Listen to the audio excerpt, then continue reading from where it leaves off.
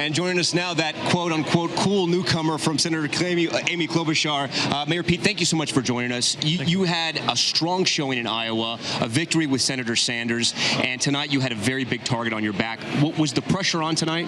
Well, it's to be expected. We're competing for the highest office in the land. But what I was able to do this evening is share a vision that I see so many Americans hungry for, especially here in New Hampshire, where I'm seeing not just fellow Democrats, but a lot of independents who are just sick of the status quo, hungry for change, and insisting on a way to do that, to bring that change, to govern and to win. That's about inclusion, belonging, and bringing more people in. That served us very well up to this point, and that's going to be our focus, connecting with voters here on the ground in New Hampshire, too. You know, there was a moment at the beginning of the debate when George Stephanopoulos asked everyone if they'd be okay with a Democratic socialist at the top of the ticket, if anyone had a problem with it. I think only Senator Klobuchar raised her hand. Would you be okay with that? Well, look, I think it's certainly problematic in terms of the approach that Senator Sanders is taking, because it effectively says if you're not with us 100% of the time, you don't even belong in this movement. Now, I'm going to support whoever the nominee is. Of course, I am working to make sure that I am that nominee. But we also got to remember that we've got to come out of this unified. You know, you used a phrase that struck me, and it was command people when you were talking about Senator Sanders and some of his programs. And to me, as somebody whose parents fled Cuba, I knew what you were talking about.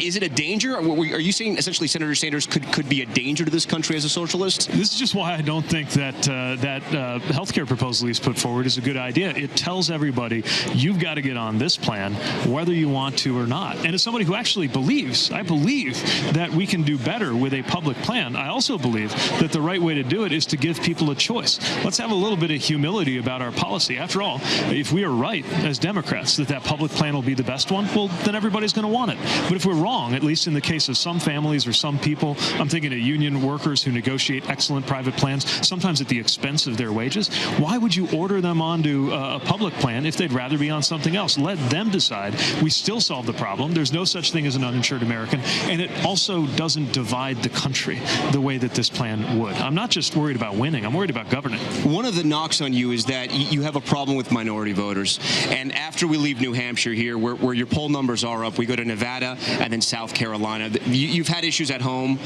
with black constituents. What do you say to people who say you can't unify this party and they're not rallying around you?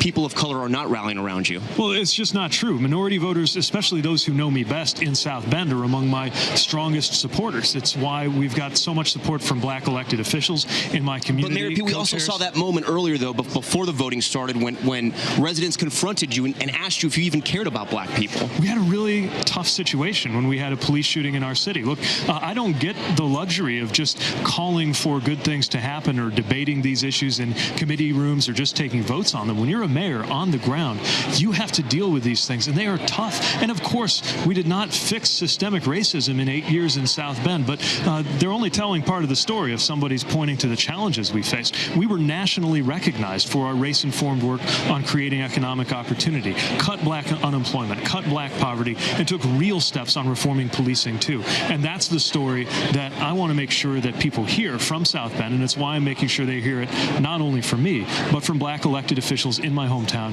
who are supporting us on the road, too. Following the debate, we talked with our powerhouse panel here, and for a lot of the people on this panel and some of the smartest political minds in the game, they said there was the moment when our colleague Lindsay Davis asked you about your record when it came to drugs and prosecuting criminals, prosecuting people who use drugs.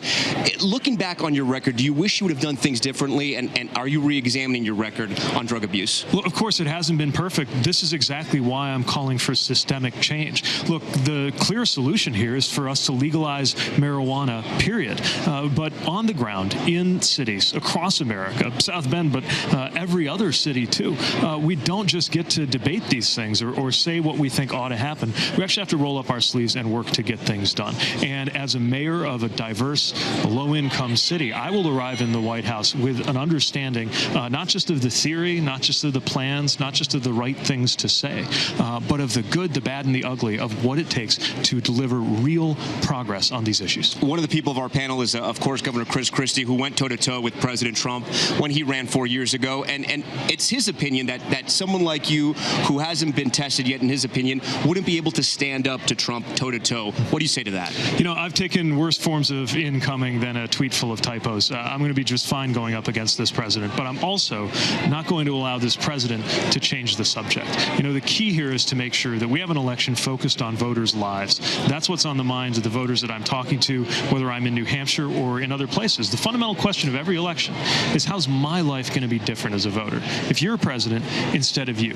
I'm the one trying to get everybody a raise. I'm the one prepared to deliver health care in a way most Americans can get on board with. I'm serious about making sure we actually act, not just talk on issues ranging from climate change to gun violence. That is how we're going to win. I'm not afraid to confront this president, but I'm not going to let him make it all about him. Finally, Mayor Pete, there are some in the party that are raising concerns that the party is moving way too far to the left. It sounds like you're raising that same concern.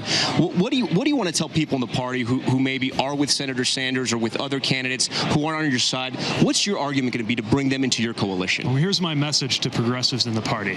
I would be the most progressive presidential nominee we've put forward in a generation. It's just that I've also found a way to put forward these issues that we can bring more and more people on board with.